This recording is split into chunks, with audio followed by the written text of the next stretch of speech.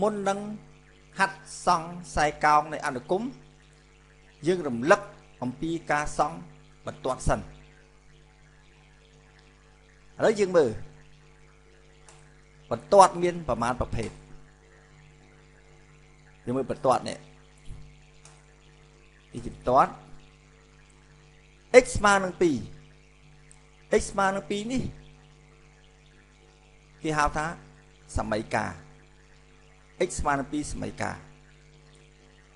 បើគេចង់បកស្រាយសមីការនេះជា graph បកស្រាយសមីការជា graph តើវាមានទម្រង់យ៉ាងដូចម្ដេចឥឡូវ x ស្មើនឹង2នេះតាំង x ស្មើនឹង2នេះយើងអាប់ c x x អាន e y y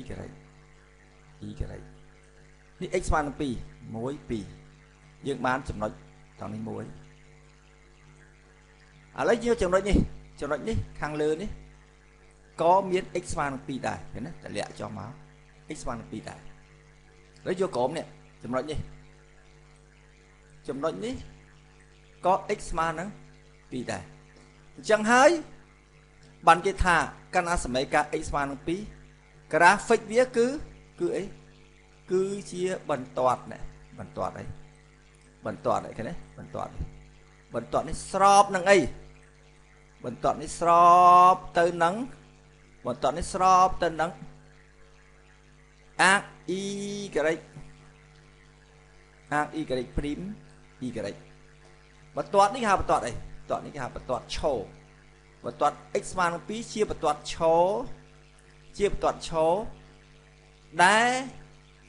រដែលស្របនឹងអាក y ព្រីម y ឥឡូវយើងមើលបន្ទាត់មួយទៀត x ស្មើនឹង0ជាអ្វី x ស្មើនឹង0ជាបន្ទាត់ដែរជាបន្ទាត់ឈរដែរបន្ទាត់ឈរនេះ x ស្មើនឹង2នេះ x ស្មើនឹង2អានេះ x ស្មើនឹង2វាអញ្ចេះគណៈ x ស្មើនឹង0វាមកកិលមកនេះ1 0អញ្ចឹង x ស្មើនឹង0នេះ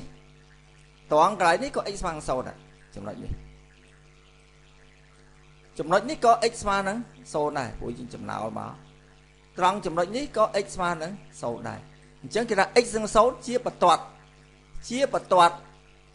ឈរដែរប៉ុន្តែបន្ទាត់នឹងត្រួតនឹងអីបន្ទាត់នេះត្រួតនឹង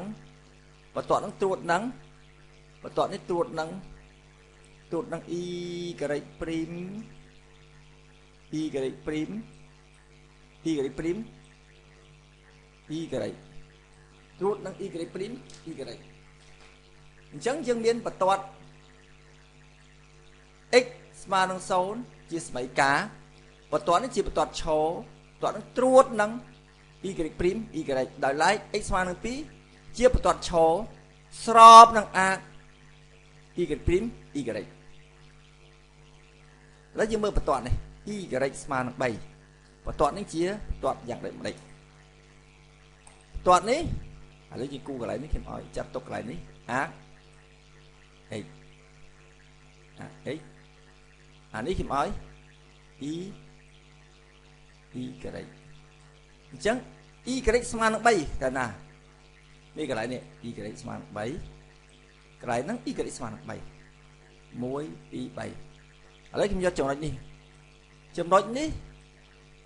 ក៏ y បាញ់មក y ស្មើនឹង3ដែរ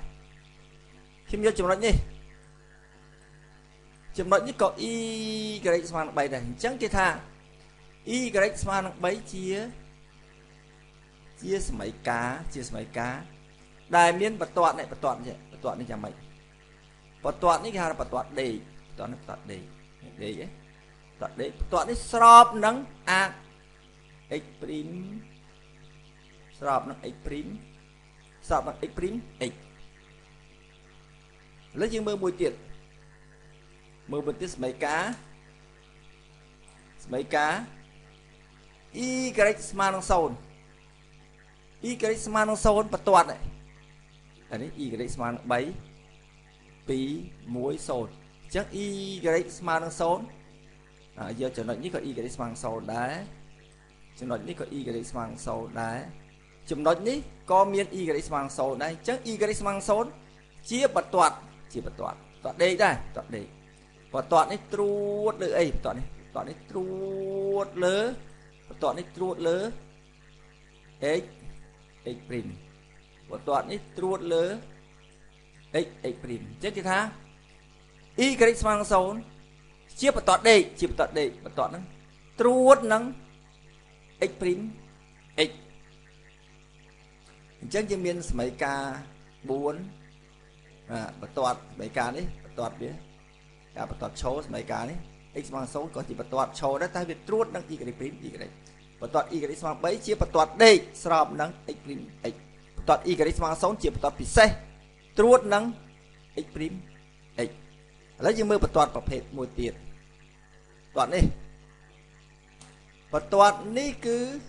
យើងរៀនតាំងថ្នាក់តូចនេះសមីការ y ស្មើនឹងដក x បន្ទាត់នោះកាត់ទី1កាត់តាមគោល o x ស្មើនឹង0 y ស្មើនឹង0វាទៅកាត់តាមគោល o ចង់បានចំណុចមួយទៀតយើងឲ្យ x ស្មើបានបើខ្ញុំឲ្យ x ស្មើនឹង1បើ x ស្មើនឹង1ជំនួស1ចូលទៅ1 y ស្មើនឹងដក1អញ្ចឹងខ្ញុំបាន y ស្មើនឹងy ស្មើដក1កាលណា y ស្មើដក1 x ស្មើនឹង1នេះតើនេះ y ស្មើដក x ស្មើនឹង1 y ស្មើនឹងដក1យើងបានចំណុចនេះកាលណាបានចំណុច2នេះហើយយើងភ្ជាប់ទៅយើងបានបន្ទាត់នេះបន្ទាត់កាត់តាមនេះបន្ទាត់កាត់តាមគោល o ហើយកាត់តាមចំណុចមួយទៀតបន្ទាត់នេះហៅបន្ទាត់ trade នេះបន្ទាត់នេះ trade បន្ទាត់នេះហៅ trade